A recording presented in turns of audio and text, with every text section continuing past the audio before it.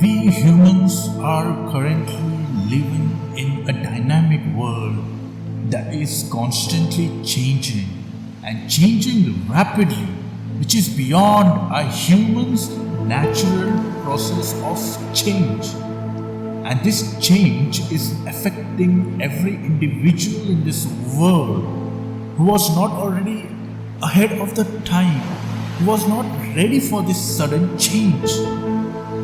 In this dynamic world we are living in is impacting drastically who had been going through with some kind of depressions in their life, or who were dwelling on their past for some period now, and now they find themselves detached to the current change and environment, and they go into even more of fatal depression because of not being able to catch up with this substantial change that they suddenly encounter.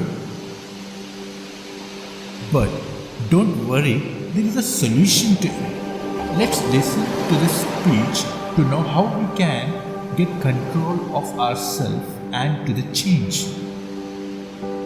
Do we sit down and let change just happen to us? Or are we just watching change happening around us? Or are we aware that change is happening within us? Or are we going to be those proactive people who make sure that we affect what happens to us? Change also produces four types of people. They are in this room. First of all, there are people who watch things happen. Not all change is improvement. You used to weigh 128, and now you changed. And for some of you, that's not an improvement. You lost your wardrobe. You lost your ability to climb up steps fast. You even lost the quality of health that you had.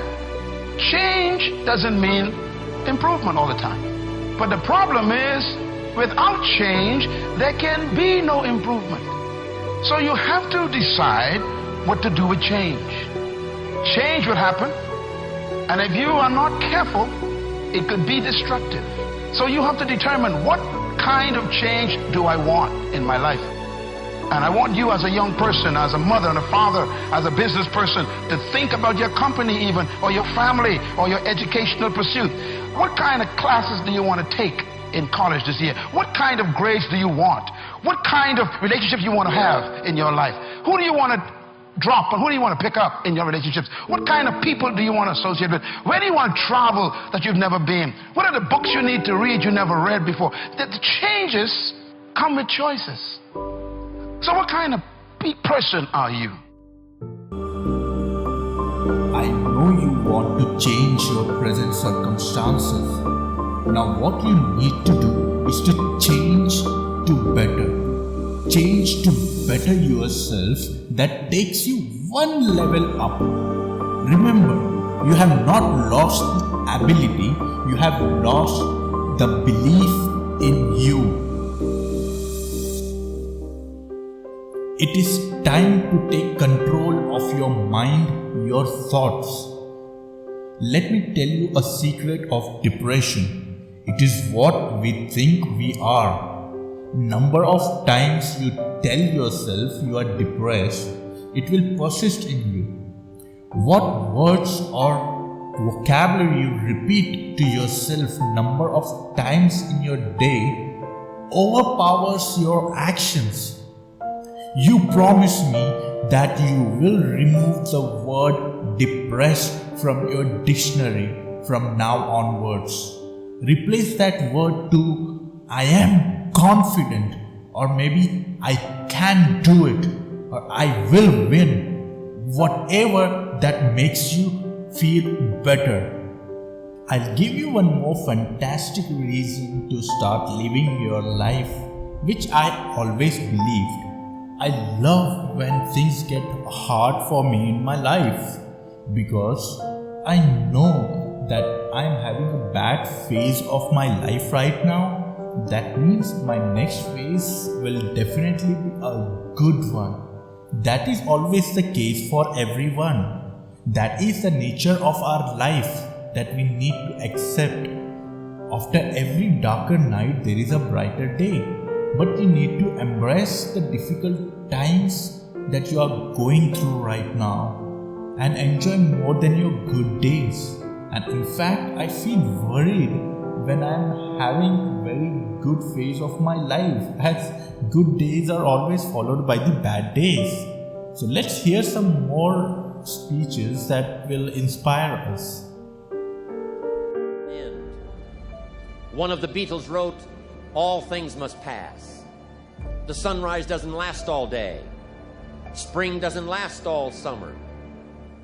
The sunset doesn't last all night. We all have periods of time, pieces of time. And when those pieces of time comes, what you've got to do is take advantage of each time that comes. At the longest, life is brief. At the longest, life is just a small period of time. So don't waste your springs. Don't waste the opportunity to talk to someone. Don't waste the opportunity to have a meeting. Don't waste the opportunity to come to next extravaganza. Don't waste the chance. Each spring that comes, take advantage of them, because there's just a few. Don't let them all pass. Take advantage." I had to change one thing, my mindset.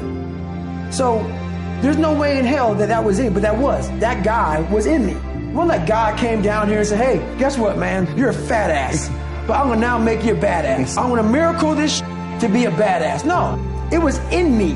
I had to believe and make that belief work. And through hard work, I did that. And if you understand the mind, it does what you tell it. That's its job. And if you tell it better stuff, you have an amazing life. And if you tell it mediocre stuff, you have a mediocre life. You said something in there that is really interesting, but I don't understand quite what you mean by it. So you said you have to make sure that the language is not only compelling, but absolutely up to date. What do you mean up to date? Well, I'll give you an example. I worked with somebody who was morbidly obese. And he had a story, you know, when I was a baby, I was only 2 pounds. I nearly died. My parents had to feed me every hour, wake me up. And if I threw up the food, my mum would cry. And he has this story. I'm like, okay, but that's 50 years ago. Now you're going to die of being 600 pounds. So you have to talk to the mind and say, this is completely outdated. It's behind you. So people have a story, you know, I can't find love because my dad left when I was 1. I can't find love because my mum preferred my brother. I can't be a success because I never went to university. I can't speak in public because I blush. And without understanding, when you describe why you can't, you keep it going. If you keep talking about the symptom, your mind keeps it alive, because whatever you focus on, you get more of. And so a lot of people have language that's completely irrelevant. Like, yes, I know your dad left when you was 1. I know your mother put you up into foster care and didn't love you, but that's then. This is now.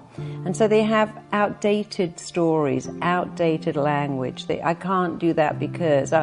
the classic one I held up, oh my God, my boyfriend just ripped out my heart, stamped all over it, killed me, and if I find love again, it will kill me. I'm like, darling, he got bored, and you would have got bored too if you'd stuck around. And that was your starter relationship. Go and find a better one with someone amazing. Everything he loved in you, you didn't take it home with him, it's still there. So don't use that irrelevant, I found love and it killed me when it ended. So I found love, the wrong person, but I'm going to find it again with the right person. It's going to be amazing and compelling. He's going to fall in love with my soul. We're going to be together forever. Because you've got to turn your mind on, and it loves exciting words, dramatic words. Really loves words that make a picture. So if I said to you, you can be the most phenomenal, powerful, awesome, incredible speaker. When you speak on stage, everyone stops to listen. You could hear a pin drop. They look at you. They hear what you're saying. They like you. The mind goes, oh, I like this. I know where I'm going here. But when you go, I'm not bad at speaking. Sometimes I'm quite good. Occasionally, I really get it right. The mind goes, what are you talking about? That's not dramatic enough for me.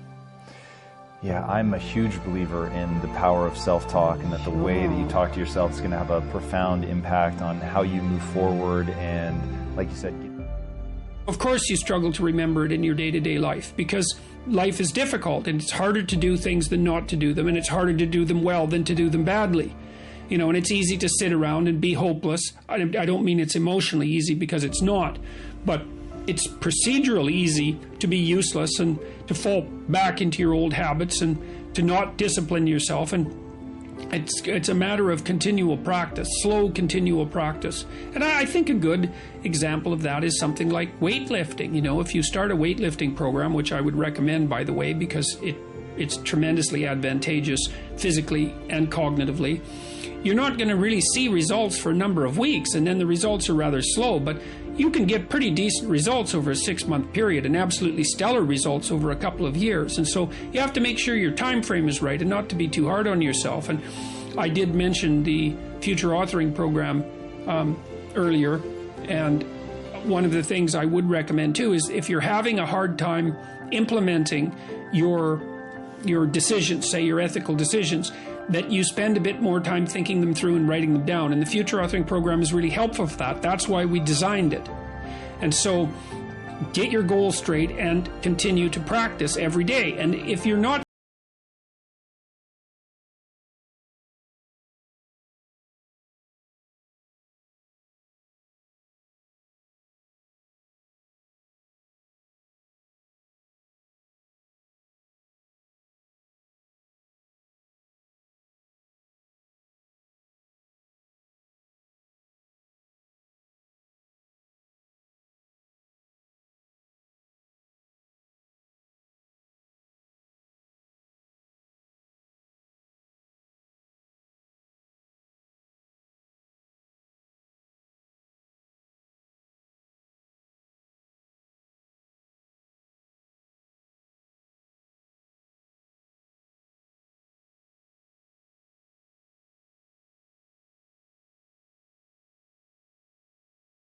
regard as truly meaningful and worthwhile, you know, and maybe you can judge that to some